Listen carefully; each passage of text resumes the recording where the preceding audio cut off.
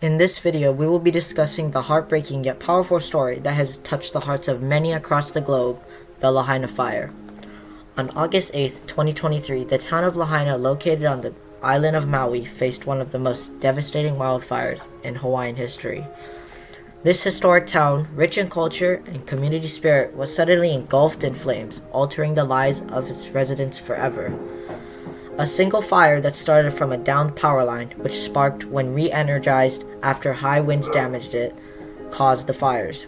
In a matter of hours, the fast-spreading fire devastated homes, businesses, and belonged to beloved landmarks, leaving behind a scene of destruction.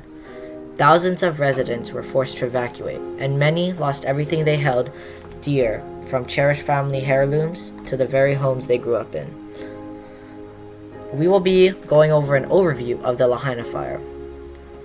Our interviewee is Miss Deborah Lynn Arellano from the Lahaina Fire High School, one who was an expert in it.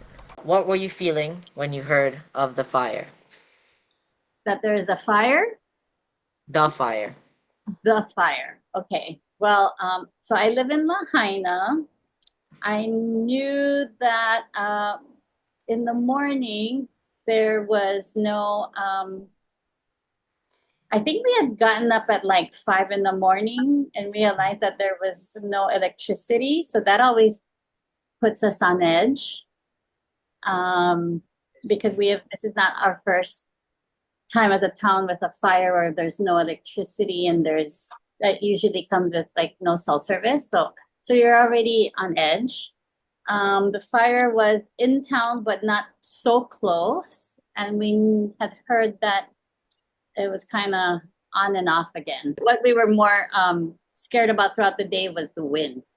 It's wind that I've never seen in my entire life. These show the damages that the fire caused after it burned and finished.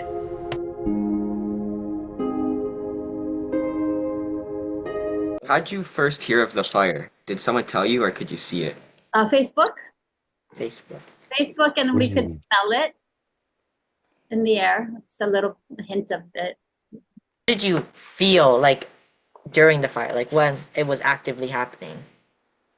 Um, well, I don't quite know the timeline of the fire, like when it was actually out until it started again.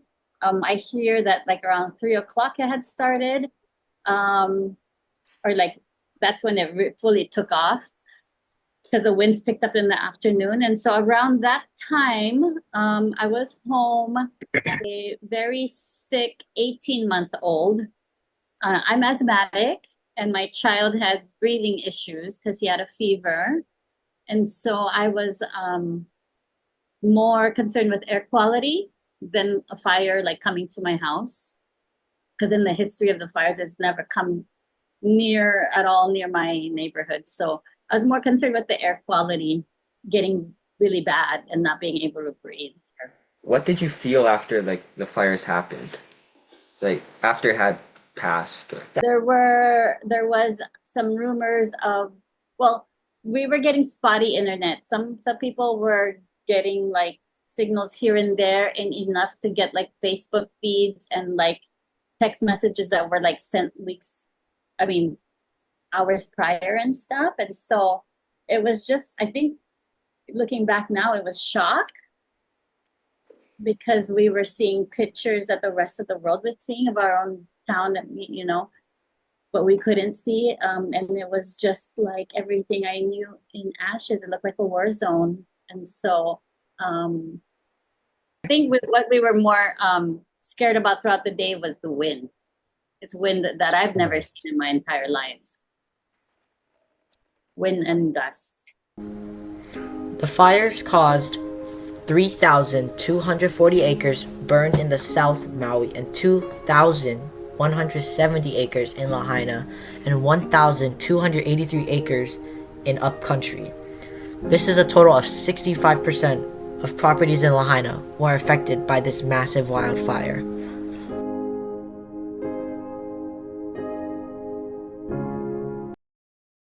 what did you feel after the fires happened? Like after it had passed or Oh, well, Like emotions. So that's when like the fire never really, I'm trying to think when the end point was. Because we went to bed and I believe the fire was still going on. These are some pictures that were taken from an above eye view of Lahaina after the fire. But we couldn't see. And it was just like everything I knew in ashes. It looked like a war zone. And so um, I was kind of, the attitude I adopted was like, we're going to be okay. We're going to be okay. We're going to be okay. Because we had to be okay, you know. Fear, because I was stuck. There's so a lot of people were like stuck. Yeah, I don't know if you guys read like the newspapers or the footage and stuff, watch the footage, but I eventually evacuated and I got stuck. And so just kind of the fear of watching the fire creep up from my rearview mirror. People had worse evacuation stories, but I couldn't get a hold of anybody because there's no cell service, right? And then I found my husband. My husband was supposed to be at work, but he had left work to come find us. And I found him stuck in traffic heading into town as I was leaving town. And so we found each other on the bypass, thank God, because I don't know if he would have ended up in the he was heading towards the fire and all that stuff. So it was just a lot of chaos. We lost my brother and his girlfriend and their child overnight and didn't know where they ended up. But somehow I ended up in a hotel room with like, there was like 10 of us and like there were like 2 infants and 3 dogs, and we all went to bed that night. Is there anything important that you chose to save? Like you Uh, grabbed? I bought electronics and chargers and flashlights.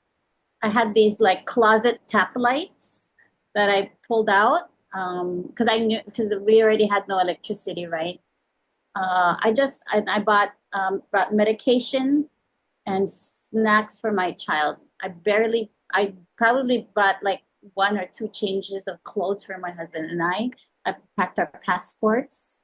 Um, I don't even think I messed with documents or anything like that, but that was it. Everything to keep my baby comfortable and everything I needed to start over. Yeah. Did you try like anything to like stop the spread of the fire to like getting to you closer? Did you like? No, so I rented a unit in my parents' house. My brother was over. He was like spraying the house with water.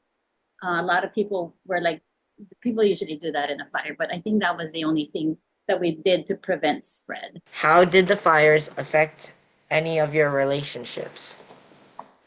Oh boy.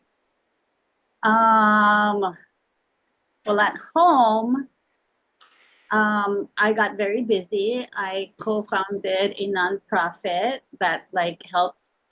It was a disaster response nonprofit for the Filipino community because they were kind of falling through the gaps with like FEMA and Red Cross and stuff. So a lot of my time went through that. It started as a grassroots efforts of like resourcing Filipino food for Filipino families, but then it turned into a nonprofit. And so that was taking up a lot of my time. And so that affected like my family life. But I felt like this is something that we had to do for our community. I became very, um, because I'm like first generation in my family.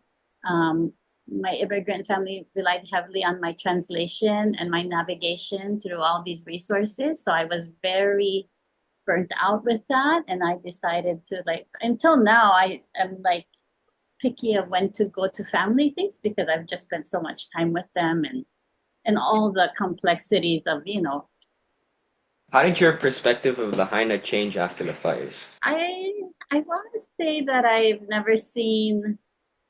knew Lahaina was a tight knit community, but I've never seen it come together like this before. And so I'm quite proud. Everything that we loved about Lahaina is true. It's like everything that's great about Lahaina is what's kind of getting Lahaina through, if that makes sense. the fires have any long-term on your or the people around you? If so, what are they? Oh yeah. Between my mom's side and my dad's side, we lost 7 homes. So that's like 7 addresses. And a lot of homes in Lahaina are like multi-generational, multi-family. So I have a lot of displaced family. Some have moved across the island and some have moved to the mainland.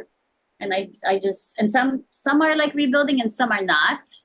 So I don't know what the future holds for people. It's like, I don't know if they have the finances to rebuild, just everything, all the resources to rebuild. It's a lot of uncertainty. Well, that. How did you feel after like what happened to your school? So during the fire, I wasn't a vice principal, actually. I was a high school counselor. Um, But they needed help more than ever. And so, man, like our school was untouched, so that's good. But a lot of our teachers are affected. So that was hard to see, like your coworkers, kind of like your friends if you went to school and just like, man, did someone's house burn down? Like, is he gonna be there? Is he okay? So it just kind of rattled us a lot. And then I was asked to join the administrative team and become a vice principal so I can help out with mostly, getting help for our staff and our students.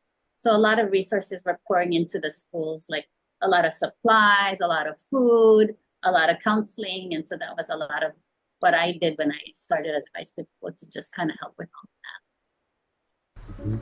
The Lahaina fire was one of the most devastating things to ever happen to the state of Hawaii, leaving a permanent and unforgettable mark in Hawaiian history. 2,200 structures were destroyed, which were equal to $5.5 billion in damages, and more than 100 lives were lost in the fiery flames.